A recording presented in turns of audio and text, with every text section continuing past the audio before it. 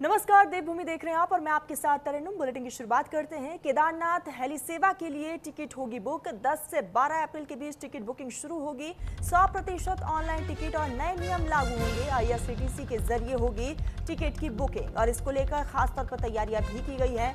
उत्तराखंड नागरिक उड्डयन विकास प्राधिकरण ने घोषणा की है कि केदारनाथ धाम के लिए हेली सेवा की बुकिंग 10 से 12 अप्रैल के बीच शुरू कर दी जाएगी। यूकाडा के CEO डॉक्टर आशीष चौहान ने बताया कि इस बार यात्रा को सुरक्षित, पारदर्शी और सुगम बनाने के लिए कई बड़े बदलाव किए गए हैं। टिकटों की कालाबाजारी और धोखाधड़ी को रोकने के लिए यूकाडा ने इस बार 100% ऑनलाइन टिकटिंग का यहाँ पर निर्णय लिया है। साथ ही पिछली बार की तरह इस बार भी बुकिंग का जिम्मा IRCTC को ही सौंपा गया है। ऑफलाइन टिकट का कोई भी प्रावधान नहीं होगा, जिससे यात्रियों को फर्जी से बचने में मदद मिलेगी। इस बार कुल 8 रूटों पर हेली सेवाओं का संचालन होगा, जिसके लिए अलग अलग ऑपरेटरों का चयन भी किया जा चुका है। खास बात यह है कि इसमें से 3 कंपनियां पहली बार चारधाम रूट पर अपनी सेवा देने जा रही हैं। तो IRCTC के जरिए इस बार भी टिकट बुकिंग होगी, लेकिन आपको बता दें कि पहले ऑफलाइन बुकिंग होती थी, लेकिन इस बार ऑफलाइन बुकिंग ना होकर ऑनलाइन बुकिंग होगी। तो हवा में सफर करना आसान हो जाएगा और श्रद्धालुओं को ध्यान में रखते हुए खास तौर पर इंतजाम भी किया गया है। 10 से 12 अप्रैल के बीच टिकट बुकिंग शुरू होगी और टिकट सिर्फ ऑनलाइन ही बुक कर पाएंगे। ऑफलाइन बुकिंग पूरी तरीके से प्रतिबंध है। ऑफलाइन बुकिंग नहीं होगी क्योंकि इस बीच धोखाधड़ी ज़्यादा हो जाते हैं और फर्जीवाड़ा भी आता है सामने। इसको ध्यान में रखते हुए ये प्रावधान किया गया है। ऑफलाइन बुकिंग पूरी तरीके से बंद रहेगा। IRCTC के वेबसाइट से ही टिकट को आप बुक कर पाएंगे, तो टिकट सिर्फ ऑनलाइन ही बुक होगा। और सबसे बड़ी बात यह है कि IRCTC की वेबसाइट से ही टिकट की बुकिंग हो पाएगी।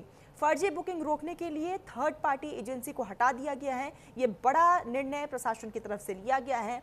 हर यात्री के लिए पहचान पत्र जरूरी होगा। एक ID से सीमित संख्या में ही यहाँ पर टिकट जो है वो बुक हो पाएगा। टाइम स्लॉट के अनुसार यात्रा जरूरी है और 3 कंपनियों की पहली बार सर्विस होगी। यानी कि ये तमाम मानक जो है वो तय किए गए हैं। फर्जीवाड़ा से बचने के लिए खास तौर पर तैयारियां की गई हैं और IRCTC को इस बार भी ये बड़ी जिम्मेदारी दी गई है। हर यात्री के लिए पहचान पत्र अपना रखना बेहद ज्यादा जरूरी होगा। साथ ही साथ जो है एक पहचान पत्र से सिर्फ और सिर्फ लिमिटेड टिकट्स आप बुक कर पाएंगे। इसका भी ध्यान रखना बेहद ज्यादा जरूरी है। एक ID से सीमित संख्या में ही टिकट बुक होगा। फर्जीवाड़ा को रोकना एक सबसे बड़ा उद्देश्य सरकार का है और कहीं ना कहीं इस यात्रा को लोगों के लिए सुरक्षित बनाना, आसान बनाना, ये भी एक बहुत बड़ी जिम्मेदारी है। सफर होगा आसान, समय का भी समाधान यहाँ पर किया गया है। उत्तरकाशी से केदारनाथ 12,154 रुपये प्रति व्यक्ति। ये जो दूसरी तरफ जो आपको बता दें कि गुप्त काशी से केदारनाथ का ये सफर का जो अमाउंट है वो हम आपको बता रहे हैं। और फाटा से केदारनाथ तक के लिए 9,680 रुपये प्रति व्यक्ति और सिरसी से केदारनाथ तक के लिए 6,086 रुपये प्रति व्यक्ति तय किया गया है। यानी हर एक क्लास को ध्यान में रखते हुए, चाहे वो मिडिल क्लास हो या फिर हाई एलिट क्लास हो, इन तमाम क्लास को ध्यान में रखते हुए यहाँ पर अमाउंट्स को जो है सरकार की तरफ से तय किया गया है। सफर को आसान बनाने के लिए और भी कई बड़े निर्णय लिए गए हैं। गुप्त काशी से केदारनाथ तक के लिए 10 मिनट का ये सफर होगा। आने जाने में 10 मिनट लगेंगे। फाटा से केदारनाथ का जो समय सीमा है वो 7 मिनट का है। आने जाने में कुल मिलाकर 7 मिनट लगेगा। और सिरसी से केदारनाथ तक का सफर 6 मिनट का है और इसीलिए समय सीमा भी तय किया गया है। किसी भी तरह की कोई दिक्कत परेशानी ना हो, इसको ध्यान में रखते हुए खाका भी तैयार किया गया है। जो सिरसी से केदारनाथ तक 6 मिनट का सफर है, यानी कि कुल मिलाकर आने जाने में जो है सिर्फ और सिर्फ 6 मिनट का ही वक्त लगेगा। कब खुलेंगे कपाट ये भी हम आपको बता दें। केदारनाथ धाम का कपाट जो है 22 अप्रैल को खुलेगा। बद्रीनाथ धाम का कपाट 23 अप्रैल को खुलेगा और यमुनोत्री धाम 19 अप्रैल को कपाट खुलेगा। गंगोत्री धाम का कपाट 19 अप्रैल को ही खोला जाएगा। इसीलिए क्योंकि भारी तादाद में श्रद्धालु पहुंचेंगे, इसको ध्यान में रखते हुए अब सुरक्षा के तो खास इंतजाम किए गए हैं और बाकी कई मानक भी तय किया गया है। इसी बीच सहयोगी हरिवंश हमारे साथ जुड़ चुके हैं। हरिवंश, यात्रा को ध्यान में रखते हुए कई बड़े फैसले लिए गए हैं। खास तौर पर IRCTC को इस बार भी एक बड़ी जिम्मेदारी दी गई है हेली सेवा को लेकर। किस तरीके से ऑनलाइन बुकिंग होगी, क्या ऑफलाइन बुकिंग पूरी तरीके से बंद होगा? क्योंकि पिछली बार हमने देखा कि ऑफलाइन बुकिंग के लिए भी लोग काफी जद्दोजहद करते हुए नजर आए थे। अच्छा बिल्कुल, देखिए काफी समय से इंतजार हो रहा था क्योंकि चार धाम अब की जो यात्रा है शुरू होने वाली है और बड़ी नजदीक है। ऐसे में हेली सेवाओं का इंतजार जो लोग कर रहे थे, जो हेलीकॉप्टर से जाना पसंद करते हैं, तो उनके लिए भी जो है खुशखबरी है कि हेली सेवाओं की जो अगर आप टिकट टिकट बुकिंग करेंगे तो वो आप 10 अप्रैल से कर पाएंगे। और इस बार का जो बड़ा फैसला लिया गया, हर तरीके की जो बाहर से बुकिंग होती थी वो पूरी बंद हो गई, हर साइट से बंद हो गई। अब डायरेक्ट आप आईआरसीटी से बुकिंग करेंगे और किसी भी तरीके का जो फ्रॉड का इस बार डर नहीं होगा। प्रशासन का भी साफ तौर से कहना है, यूकाडा का भी साफ तौर से कहना है कि किसी भी ऐसे आप फ्रॉड लिंक्स को क्लिक ना करें जो गूगल पे सर्च करने के जो पूरी तरह से सेट होता है, प्री सेट होता है, उस पर आप क्लिक करके जो है किसी भी तरीके की जो वीआईपी फ्रॉड है उससे बचे। और पूरी तरह से आईआरसीटीसी पे इस बार पूरी बड़ी जिम्मेदारी है, 8 एजेंसियों पे इस बार बड़ी जिम्मेदारी है। और इस बार की जो चर्चित जो बात है एटीसी, एटीसी लगातार पिछले कुछ समय से इस पर बात चल रही थी कि एटीसी होगी। एटीसी क्या काम करती है, जो हेलीकॉप्टर्स होंगे उनको सही दिशा दिखाने में या फिर जो एयर ट्रैफिक है उसको कंट्रोल करने में काफी समय से बात किया जा रहा था। लेकिन अभी तक चारधाम यात्रा शुरू होने वाली है और अभी तक एटीसी जो है पूरी तरह से संचालित नहीं किया गया। कहीं ना कहीं अपने आप में एक बड़ा सवाल भी अब देखने वाली बात ये होती है, क्योंकि यूकाडा के सीईओ आशीष ने भी बताया है कि चिन्हित कर ली गई है एटीसी के लिए जगह, लेकिन अभी एटीसी पूरी तरह से संचालित नहीं है। अब देखने वाली बात ये होती है, क्योंकि पिछले के समय जो है कुछ दुर्घटनाएं देखने को मिली और अब ऐसे में कोई भी दुर्घटना देखने को ना मिले, हेली सेवा से रिलेटेड किसी को भी समस्या ना देखने को मिले, इस पर पूरी तरह से जो है प्रशासन ने भी अपनी नजर बनाई हुई है। जी। हरिवंश, क्योंकि सिर्फ और सिर्फ आईआरसीटीसी के वेबसाइट से ही ये बुकिंग होगी। अब क्योंकि हम देखते हैं कि जब भारी तादाद में श्रद्धालु बुकिंग करते हैं तो सर्वे डाउन की भी शिकायतें आती है, कई ग्लिचेस भी आते हैं और इसीलिए लास्ट टाइम भी हमने देखा कि ऑनलाइन फिर बुकिंग को शुरू कर दिया गया था, कि ऑफलाइन बुकिंग शुरू कर दी गई थी। क्या इस बार भी इस तरीके से कोई तैयारियां की गई है? अजय बिल्कुल, देखिए पिछली बार भी काफी सारे फ्रॉड्स ऐसे देखने को मिले। साइबर पुलिस भी इस बार एक्टिव नजर आ रही है। लगातार एक के बाद एक फ्रॉड्स, चाहे होटल की बात कर ली जाए, चाहे हेली सेवाओं की बात कर ली जाए, काफी सारे लिंक्स ऐसे भी होते हैं। हम सभी अपने दर्शकों से भी निवेदन करना चाहते हैं कि जब आप गूगल पे सर्च करते हैं हेली सेवाएं फॉर चार धाम यात्रा या फिर हेलीकॉप्टर सर्च करते हैं, तो ऊपर की जो लिंक सबसे ऊपर आते हैं लोग पोस्ट करके उसको क्लिक कर देते हैं। लेकिन प्रशासन का साफ तौर से कहना है कि ऐसे लिंक से आप साफ तौर से बचे। इस वजह से कंफ्यूजन चल रही थी काफी समय से, इसको दूर करने के लिए सिर्फ आईआरसीटीसी पे जो है आप हेली सेवाएं बुक होंगी। अन्य कोई भी लिंक या कोई भी ऐसे प्लेटफॉर्म्स सभी को जो है रद्द कर दिया गया है, सभी को अमान्य बता दिया गया है। आईआरसीटीसी पे ही सिर्फ हेली सेवाएं बुक होंगी, ताकि किसी भी तरीके की जी बिल्कुल, जैसे कि आपने बोला कि जो सर्वे डाउन होंगे थोड़ी समस्या देखने को मिल सकती है, कहीं ना कहीं यात्राओं को थोड़ी प्रॉब्लम हो सकती है, लेकिन नुकसान से ज्यादा सही इंतजार है, क्योंकि कहीं ना कहीं कुछ काफी ज्यादा नुकसान देखने को मिल रहा था ऐसे उस पे। तो कहीं ना कहीं साइबर पुलिस का भी साफ तौर से कहना है ऐसे लिंक से बचे, ऐसे फ्रॉड से बचे, और अगर ऐसी कुछ भी होती है तो आप जो हेल्पलाइन नंबर है उस पर डायरेक्ट कॉल करके जो है सूचना दें और शिकायत करें। जी हरिवंश, क्योंकि बिल्कुल साइबर फ्रॉड से बचने के लिए तमाम चीजों को ध्यान में रखते हुए सरकार की तरफ से ये निर्णय लिया गया है, क्योंकि सैकड़ों की संख्या में श्रद्धालु पहुंचेंगे। इसको ध्यान में रखते हुए खास तौर पर इंतजाम किया गया है। ग्रीन कार्ड को लेकर भी एक खास मानक तैयार किया गया, क्या कुछ है? अभी बिल्कुल, देखिए चारधाम यात्रा में जब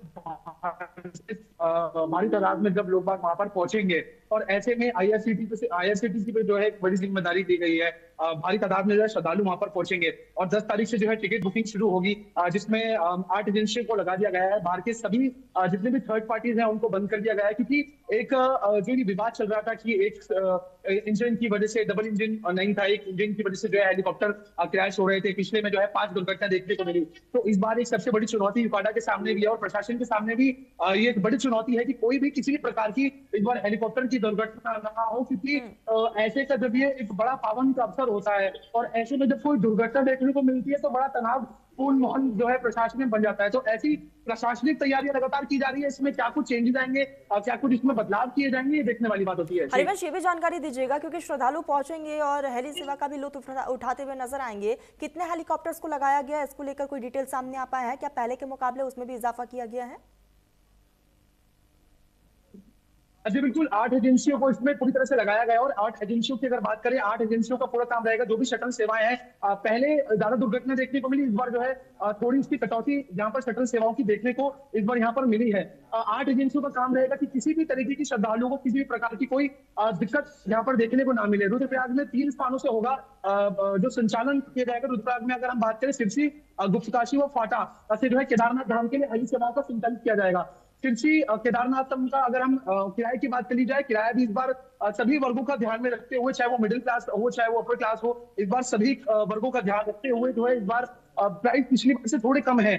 इस बार देखने वाली बात ये होती है क्योंकि भारी तादाद में श्रद्धालु पहुंचेंगे, हेली सेवाओं को लुत्फ उठाएंगे, क्योंकि एक इस बार डर भी जो है बना हुआ है, क्योंकि हेली सेवाओं का लेकर एटीसी पे भी जो है लगातार बात की जा रही है कि एटीसी वहां पर होना था। हालांकि अभी यूकाडा की तरफ से कोई अभी ऐसा जवाब नहीं आया, क्योंकि साफ तौर से सरकार की तरफ से निर्देशित किया गया था कि जब चारधाम यात्रा शुरू होगी तो एटीसी वहां पर होना जरूरी है, क्योंकि एटीसी आपको बताता है कि कितने अभी हेलीकॉप्टर फ्लाइट में है, कहाँ पे आगे ऑप्टिकल्स है, कहाँ से आपको बचना है, कैसे करना है, मौसम की पूरी जानकारी एटीसी देता है। तो कहीं ना कहीं अगर एटीसी यहाँ पर नहीं है तो देखने वाली बात ये होती है कि श्रद्धालु कितना जो है हेली सेवाओं का लुत्फ उठा पाते हैं। जी बिल्कुल हरिवंश, और ऐसे में खास तैयारियां की जा रही है। अभी नजर बनाए रखिएगा, आगे भी जुड़ेंगे, अपडेट लेंगे। फिलहाल के लिए बहुत शुक्रिया आपका।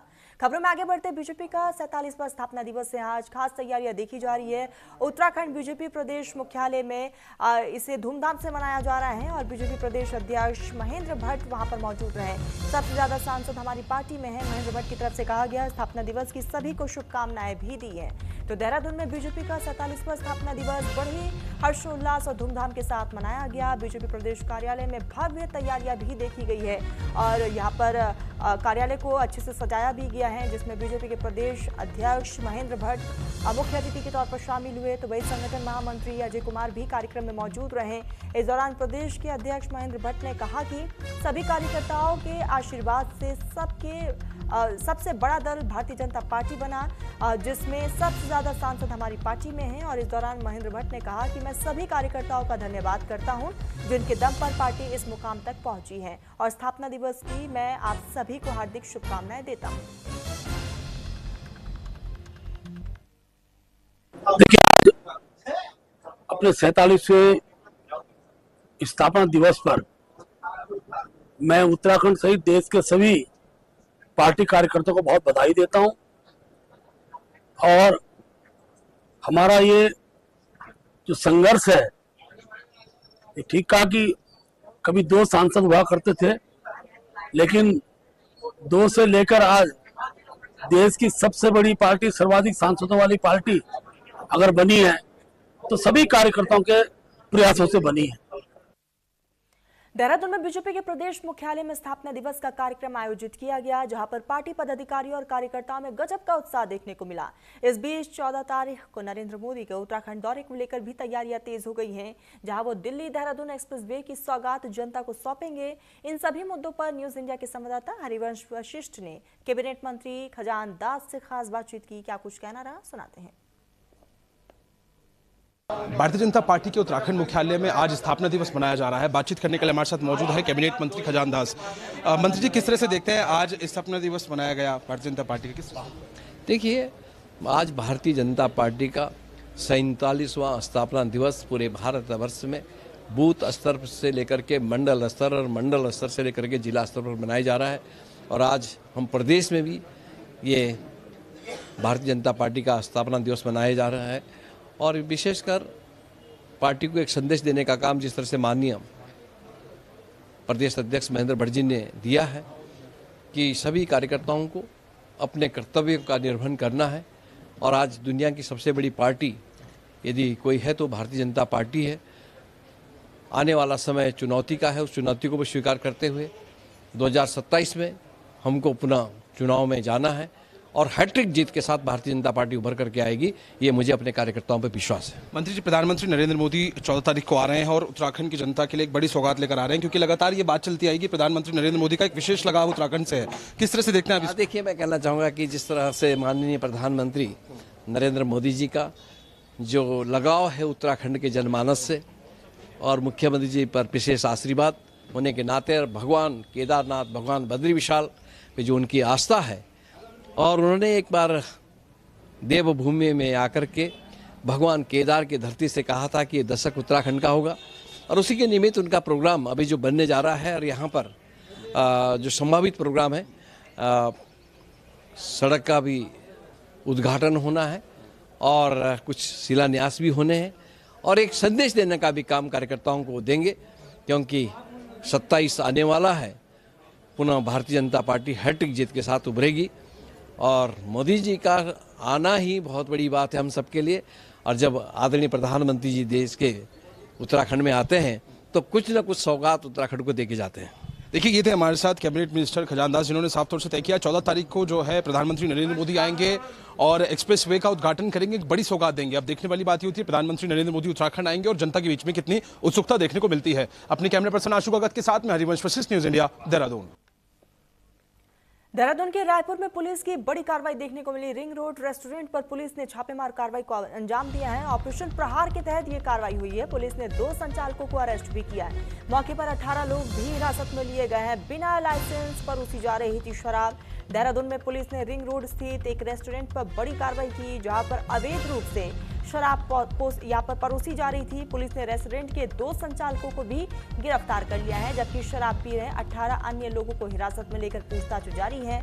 ये कार्रवाई दून पुलिस के ऑपरेशन प्रहार के तहत की गई है। बता दें कि वरिष्ठ पुलिस अधीक्षक देहरादून के निर्देश पर रायपुर पुलिस क्षेत्र में चेकिंग अभियान चला रही थी। इसी दौरान पुलिस को मुखबिर से सूचना मिली कि रिंग रोड पर स्थित रेस्टोरेंट में बिना लाइसेंस के ग्राहकों को शराब परोसी जा रही है।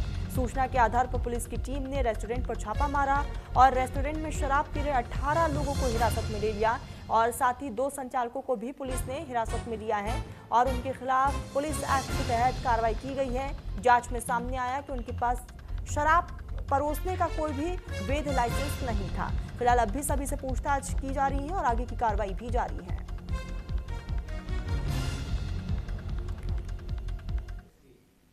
हरिद्वार में उत्तराखंड यूथ महिला और पुरुष मुक्केबाजी प्रतियोगिता 2026 का रोशनाबाद के मल्टीपर्पज स्पोर्ट्स कॉम्प्लेक्स में भव्य समापन हुआ है। मुक्केबाजी प्रतियोगिता में सभी जिलों से खिलाड़ियों ने हिस्सा लिया, तो वही प्रतियोगिता के महिला वर्ग में पिथौरागढ़ जिले की टीम ने शानदार प्रदर्शन करते हुए ओवरऑल चैंपियन का खिताब अपने नाम किया।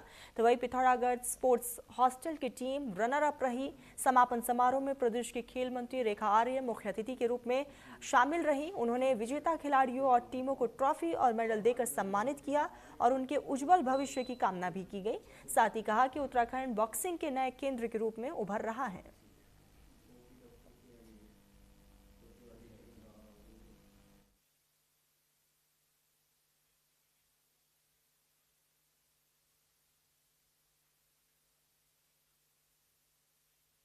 जिसमें हमारे विभिन्न जनपदों के बालक और बालिकाओं ने अंडर 19 प्रतियोगिता में प्रतिभाग किया। निश्चित रूप से ये जो स्टेट की प्रतियोगिताएं हैं, ये एक अपने आप में अवसर पैदा करती हैं आगे के, चाहे वो नेशनल चैंपियनशिप के लिए हो, चाहे वो नेशनल खेलने के लिए हो। जो एक क्रम जो एक सीढ़ी होती है, उसको पार करने का एक अवसर जो है बच्चों को मिलता है।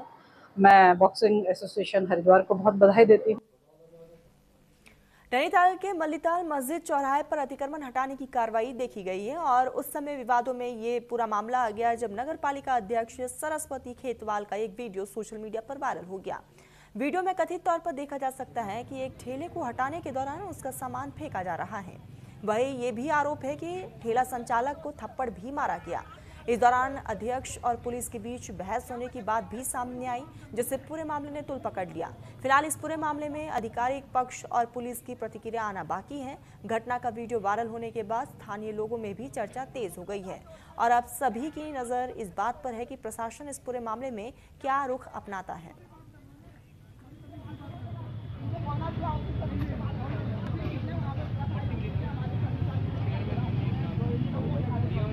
जिम्मेदारी होती है शहर का नाश मार के देखो इस तरीके से करते हैं।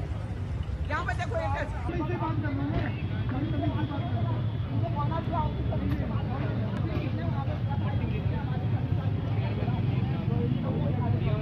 जिम्मेदारी होती है शहर का नाश मार के देखो इस तरीके से करते हैं। यहाँ पे देखो ये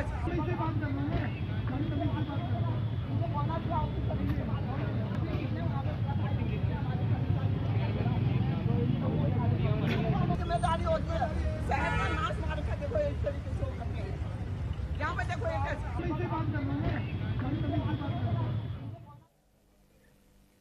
रुद्रपुर में भीषण सड़क हादसे का कहर देखने को मिला है, जहां तेज रफ्तार कार और बाइक की जोरदार टक्कर हुई है। टक्कर लगने से बाइक सवार 2 गंभीर रूप से युवक घायल हो गए। सूचना मिलते ही मौके पर पहुंची पुलिस ने दोनों घायलों को इलाज के लिए अस्पताल में भर्ती करवाया और मामले की जांच पड़ताल शुरू कर दी गई है। घटना बिलासपुर मार्ग पर प्रीत विहार मोड़ के पास की बताई जा रही है।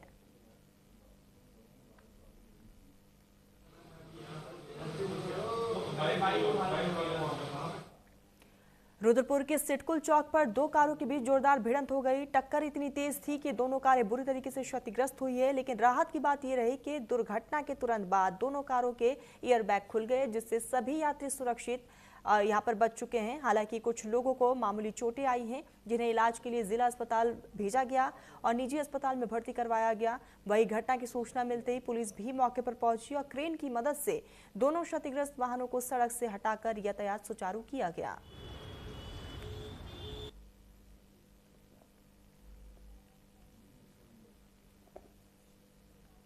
खबर बागेश्वर से है। बागेश्वर में ऑपरेशन प्रहार चलाया जा रहा है, जिसके तहत पुलिस अधीक्षक ने सभी थाना प्रभारियों को कार्रवाई करने के निर्देश दिए। बता दें कि पुलिस ने चेकिंग के दौरान एक आरोपी को भी गिरफ्तार कर लिया है, जिनके कब्जे से भारी मात्रा में अवैध स्मैक बरामद किया गया है। आरोपी को कोर्ट में पेश कर अल्मोड़ा जेल भेज दिया गया है। फिलहाल अब भी पूछताछ जारी है।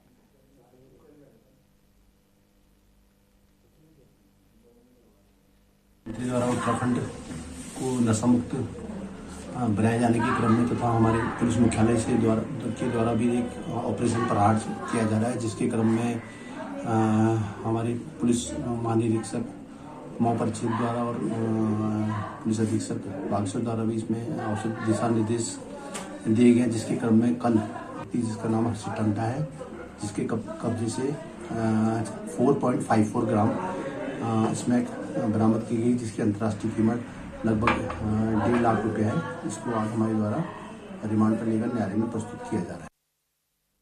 उत्तराखंड के पवित्र क्षेत्र में प्राकृतिक का रौद्र रूप देखने को मिला है, जहां नैनीताल के ओखलाकांडा, धारी और रामगढ़ ब्लॉक के दर्जनों गांव में हुई भीषण ओलावृष्टि ने किसानों और बागवानों के उनके लिए परेशानी जो है बढ़ा दी है। महज कुछ मिनटों की ओलावृष्टि ने बागवानों की साल भर की मेहनत को मिट्टी में मिला दिया। रामगढ़ और धारी क्षेत्र, जिससे कुमाऊं का फलों का कटोरा कहा जाता है, बागवानों को उम्मीद थी कि इस बार फसल अच्छी होगी, लेकिन अचानक से हुई ओलावृष्टि ने इन उम्मीदों को जमींदोज कर दिया। वह स्थानीय बागवानों का कहना है कि ये केवल फसल का नुकसान नहीं, बल्कि उनके पूरे साल के सपनों, बच्चों की शिक्षा और परिवार के भरण पोषण पर प्रहार हुआ है। वही बागवानों ने कृषि विभाग और उद्यान विभाग से हर गाँव में जाकर नुकसान का स्थलीय निरीक्षण करके मुआवजा देने को भी कहा है।